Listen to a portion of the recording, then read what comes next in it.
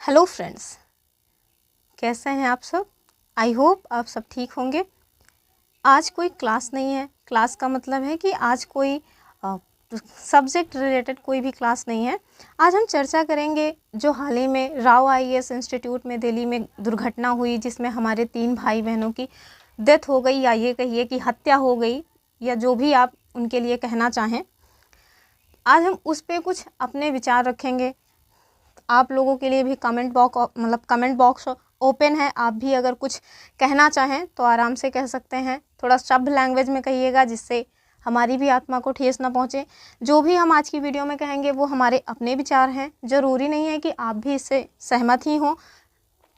तो चलिए देखते हैं कि आखिरकार ये सब जो कुछ हो रहा है इसके पीछे क्या कारण है, या हम क्या कर सकते हैं। सारे लोगों ने, जो भी आज तक आपने वीडियोस देखे हैं, कोई किसी टीचर को ट्रोल कर रहा है, कोई किसी टीचर को ट्रोल कर रहा है, और लोग अब आरोप प्रत्यारोप भी स्टार्ट कर दिए हैं। राजनीति भी इसमें घुसती जा रही है। सब ने अपने अपने पक्ष भी दे दिए हैं। एज अ टीचर सब ने अपने अपने पक्ष दे दिए हैं, फिर चाहे वो कोचिंग इंस्टीट्यूट वाले हों या फिर कोई और हो। लेकिन आज हम, चूँकि मैं भी आप लोगों की तरह एक स्टूडेंट ही हूँ, तो हम लोग एज अ स्टूडेंट, मैं अपने विचार एज अ स्टूडेंट आपको अपना भाई अपनी बहन मान करके एज अ स्टूडेंट अपने विचारों को आपके सामने रखने वाली हूँ। तो प्लीज़ किसी भी तरह का मिसबिहेव मत करिएगा। तो सबसे पहले तो जो भी भाई बहन जिनके साथ भी ये दुर्घटना हुई है उनके लिए बहुत खेद है। हमें सबको खेद है। पूरी स्टूडेंट जो कम्युनिटी है उसको ही खेद है।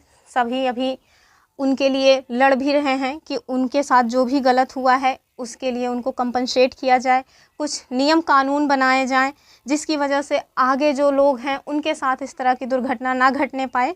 तो हम सब तहे दिल से, जो भी भाई बहन वहाँ सामने बैठ करके ये सारे धरने वगैरह दे रहे हैं, उनके साथ हैं। हम लोग प्रोटेस्ट कर रहे हैं अपने उन भाइयों बहनों के लिए जो हमारे बीच नहीं रहे। अभी माहौल थोड़ा गर्म है, लोग एक्टिव भी हैं, फिर चाहे वो कोचिंग वाले हों या सरकारें हों। कल को कोई कमेटी भी बन जाएगी, कमेटी अपनी रिपोर्ट देगी, शायद कोई नियम कानून भी बन जाएगा। लेकिन क्या आपको लगता है कि जो भी नियम कानून बनेंगे, क्या उन नियम कानूनों को कि बहुत ही मजबूती से, बहुत ही स्ट्रिक्टली लोग फॉलो करने वाले हैं? या क्या आपको ये लगता है कि किसी भी तरह के कोई नियम कानून है ही नहीं? ऐसा तो नहीं है। हमारे यहाँ तो दुनिया भर के नियम कानून बनाए गए हैं, हर मामले को लेकर के ही कानून बने हुए हैं। लेकिन कानून तो एग्जैक्टली होते ही हैं तोड़ने के लिए, उनको फॉलो करता ही कौन है? अगर कानूनों को लोग ढंग से फॉलो करें तो क्या ये समस्याएं जो आज इतनी कि बेहद मात्रा में इतना ज़्यादा व्याप्त है, क्या ये ऐसी होती? चीज़ें आज बहुत ही अलग होती। लेकिन कोई नियम कानून को फॉलो करने वाला है नहीं। हर तरफ आप देखेंगे केवल भ्रष्टाचार फैला हुआ है। कोई भी कानून बना, उसको सामने वाले ने तोड़ा, उसके बाद दूसरे को पैसा खिलाया, आराम से वो घूम रहा है। जिसके साथ अत्याचार हुआ वो बेचारा तो कुछ कर भी नहीं सकता। अब उसके पास इतने पैसे भी नहीं हैं कि उसके साथ जो अत्याचार हुआ है वो अपने अत्याचार के लिए जाए, किसी और को पैसे खिलाए और अपने लिए न्याय मांग सके। तो कानून वगैरह तो रहेंगे ही, ऐसे बनेंगे, कानून टूटेंगे ही, उसमें हम लोग कुछ नहीं कर सकते हैं। इसके पहले भी बहुत सारी घटनाएं घटी हैं। थोड़ा इस पॉइंट से हटकर कुछ पॉइंट पे चर्चा करेंगे। जैसे कि जब निर्भया कांड हुआ उस टाइम पे लोग बहुत ज़्यादा एक्टिव रहे, लोगों में बहुत ज़्यादा गुस्सा फूटा, लोग बहुत धरना प्रदर्शन किए, बहुत ज़्यादा बहुत ज़्यादा विरोध हुआ। अंत में क्या हुआ? अंत में कुछ कानून बने, बहुत ही स्ट्रिक्ट कानून बने। लेकिन क्या उन कानूनों की वजह से आज हमारे यहाँ रेप होना बंद हो गए हैं? नहीं ना। आज भी हर दिन कोई ना कोई बच्ची तो इसका शिकार हो ही रही है। तो ऐसे ही आप दहेज को लेकर के देख लीजिए। कल को दहेज के लिए जब कोई कानून नहीं थे तब भी लोग दहेज को लेकर के परेशान कर ही रहे थे। आज भी दहेज को लेकर लोगों को परेशान किया ही जाता है। इवन आज तो कंडीशन ये हो गई है कि जिसके पास जितना दौलत है उसको उतना ही ज़्यादा दहेज की डिमांड रहती है। जैसे एक टाइम था जब, जैसे 2014-15 उस टाइम का जो, या उसके पहले की जो भी स्थिति रही हो, उस समय में ये शायद एक मिथ रहा हो, या मिथ क्या, हम ये भी कह सकते हैं कि हकीकत रहा हो कि लोग दिल्ली जाएंगे तभी आईएएस आईपीएस बन पाएंगे, और गाँव में उतनी सुविधाएं नहीं हैं, या जो छोटे शहर हैं उनमें भी उतनी सुविधाएं नहीं हैं कि लोग इतनी बड़े लेवल की या जो है इतने प्रतिष्ठित एग्ज़ाम की तैयारी कर सकें। लेकिन आज तो दुनिया काफ़ी अलग हो चुकी है। आज आपको हर शहर में लगभग हर शहर में अच्छे इंस्टीट्यूट मिल जाएंगे, अच्छे टीचर्स मिल जाएंगे, अच्छी गाइडेंस मिल जाएगी आपको। और इवन जब से ऑनलाइन का टाइम आया है, इसने तो पूरी दुनिया ही चेंज करके रख दी है। आपको ऑनलाइन अच्छे से अच्छा कंटेंट मिल जाता है, अच्छे अच्छे टीचर्स मिल जाते हैं, उनका गाइडेंस मिल जाता है। तो हम लोगों को हर बात के लिए दिल्ली जाना ही क्यों है। और यहाँ तक कि आजकल के जो पेरेंट्स हैं वो भी कितने सपोर्टिव हो गए हैं। आप अपने घर में रहकर भी अच्छे से ऑनलाइन पढ़ाई कर सकते हैं, या ऑनलाइन नहीं तो बुक्स के साथ भी पढ़ाई कर सकते हैं। हम लोगों से विपरीत स्थितियों में लोग अच्छी से अच्छी जॉब ले लेते हैं, अच्छे से अच्छे मेहनत कर लेते हैं और ठीक जगहों पर जा कर के अच्छी खासी लाइफ जी रहे होते हैं। लेकिन हम लोगों को तो एक बहाना चाहिए होता है ना कि नहीं, हमारे पास इस चीज़ की कमी है। ये जो ह्यूमन माइंड है ना, वो वहीं पे ज़्यादा जो है जाकर अटकता है जिस चीज़ की हमारे पास कमी हो। जो हमारे पास होता है वो हमें दिखता ही नहीं, हम लोग उसको हमेशा नज़रअंदाज करते रहते हैं। अब जैसे आपको अपने घर में एक से मतलब कि सेफ पर्यावरण मिल जाता है, साथ में जो बहुत ही अब कुछ भी हो, पेरेंट्स कैसे भी हों, वो आपके साथ हमेशा पॉजिटिव वे में ही बात करेंगे, वो आपको इतना फ्रस्ट्रेट नहीं करेंगे हर बात के लिए। और जबकि आप बाहर जाएंगे तो जितना आपके पास पॉजिटिव एनर्जी देने वाले लोग होंगे, उससे 4 गुना ज़्यादा आपको निगेटिव एनर्जी देने वाले लोग मिल जाते हैं। तो ये एक प्लस पॉइंट हो जाता है हमारा अपने घर में रहकर पढ़ाई करने का, कि हमारे पास पॉजिटिव एनर्जी मिलती रहती। और दूसरी बात, जब हम अपने घर के आसपास रहते हैं, इवन अपने पेरेंट्स के साथ रहते हैं, तो हम उनके स्ट्रगल को देखते हैं, किस तरह से वो स्ट्रगल कर रहे हैं, और हम उन स्ट्रगल के साथ हमें कुछ प्रेरणा मिलती है, हम कुछ मोटिवेट होते हैं कि हाँ, हमें कुछ करना है। अपने पेरेंट्स को ये जो परिस्थितियां हैं इनसे उबारने के लिए इनको हमें कुछ करना चाहिए। हमारे अंदर एक पॉजिटिव एनर्जी उसी की वजह से आती रहती है कि नहीं, हम कुछ करेंगे जिसकी वजह से आज जो स्थितियां हैं वो कल को चेंज हो जाएं। लेकिन जब हम दूर जा कर के पढ़ाई करते हैं तो पेरेंट्स हमेशा इस बात का ध्यान रखते हैं कि हमारे बच्चों को घर में जो भी स्थितियाँ चल रही हैं उसकी जानकारी ना होने पाए, वो उसका माइंड ना डिस्ट्रैक्ट हो, वो केवल और केवल पढ़ाई पे फोकस्ड रहे। और कोई भी व्यक्ति हो 24 घंटे पढ़ाई नहीं कर सकता है, 8-10 घंटे पढ़ना बहुत बड़ी बात हो जाती है। उसके बाद पता चला क्या कर रहे हैं, आराम से रील्स देख रहे हैं, कुछ और भी कर रहे हैं। तो ये सारी जो चीज़ें हैं इनसे हो क्या रहा है, कुछ नहीं हो रहा है। लोग हर साल दिल्ली जाते हैं, लाखों लोग, कम से कम 2-4-10 लाख जाते होंगे हर साल दिल्ली, लेकिन हर साल उतने लोग वापस नहीं आते हैं।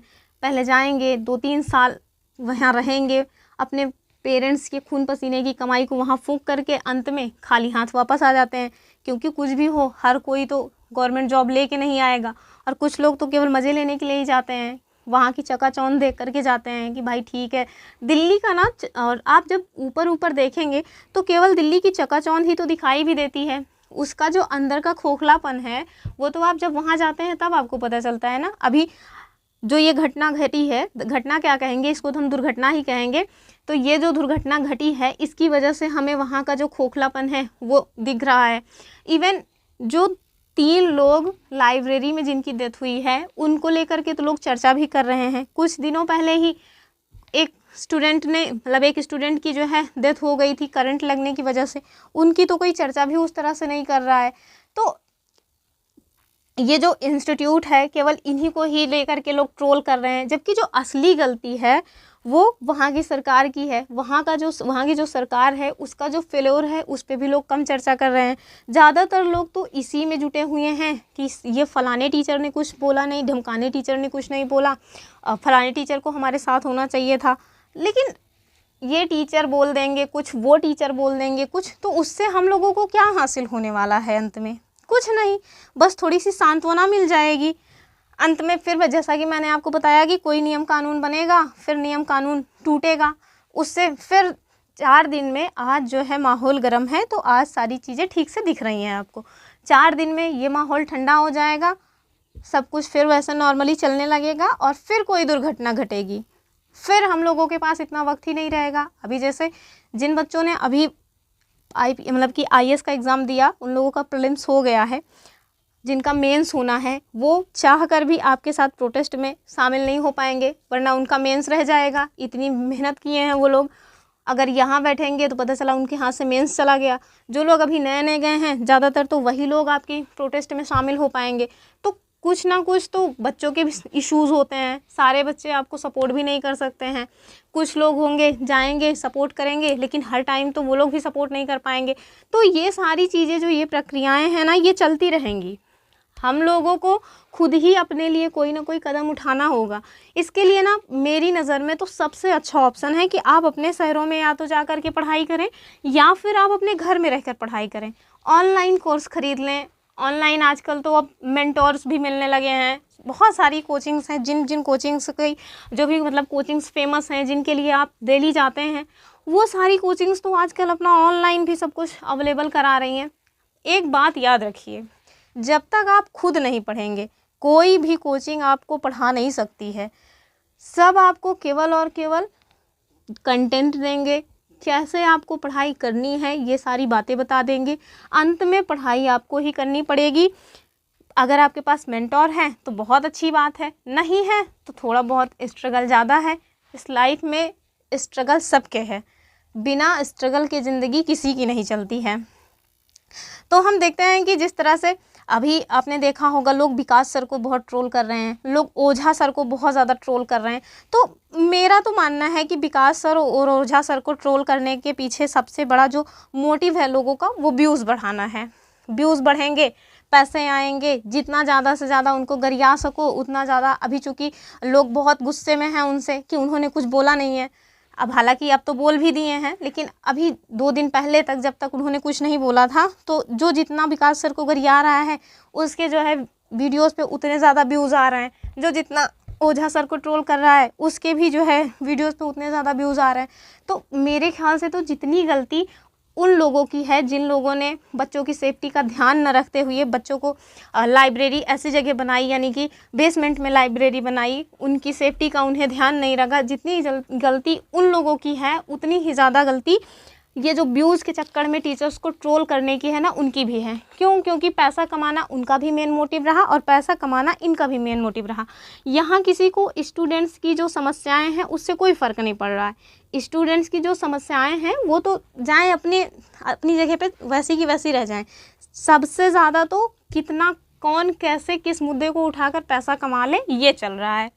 और आप देखेंगे यूट्यूब पर यही हो रहा है।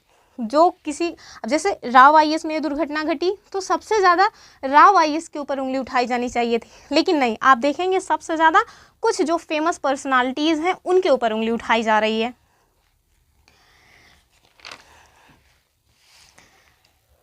तो मेरे ख्याल से तो अच्छा होगा कि हम स्टूडेंट्स यही करें, ज़्यादा से ज़्यादा कोचिंग में जाएं। हम ये नहीं कह रहे हैं कि कोचिंग ही छोड़ देनी चाहिए, कोचिंग भी नहीं छोड़ सकते हैं, क्योंकि वहाँ से ठीक ठाक हम लोगों को गाइडेंस मिल जाता है। तो कोचिंग भी रहें, कोचिंग चलने से उतनी ज़्यादा समस्या नहीं है।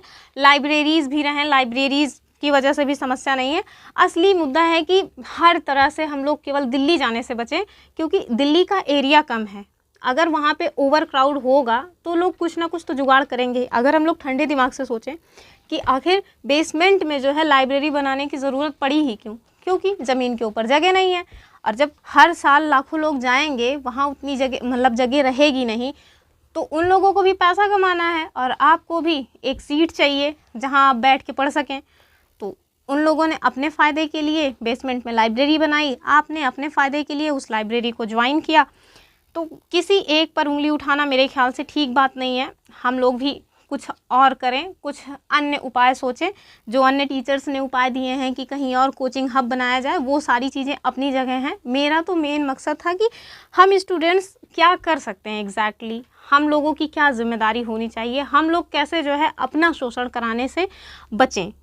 तो उसके लिए सबसे ज़्यादा अच्छा यही मुझे लगता है कि हम लोगों को ऑनलाइन ज़्यादा शिफ्ट होना चाहिए, दिल्ली जाने से बचना चाहिए। जब अगर आप लोगों के दिल्ली जाने के लिए केवल बाहरी जो माहौल है, जो रील्स वगैरह में देखा गया है, उसको देख करके दिल्ली जाने का प्लान ना बनाएं। तो अंत में हम यही कहेंगे कि जिन लोगों के साथ ये दुर्घटना घटी है, भगवान उनकी आत्मा को शांति दे और उनके घर वालों को ये दर्द सहने की हिम्मत दे। क्योंकि कोई कितना भी कंपनसेशन दे दे, लेकिन एक औलाद की कमी कभी कोई नहीं पूरी कर सकता। आप लोगों ने मुझे सुना, इसके लिए थैंक यू। फिर मिलेंगे अपने नेक्स्ट वीडियो में, तब तक के लिए बाय बाय।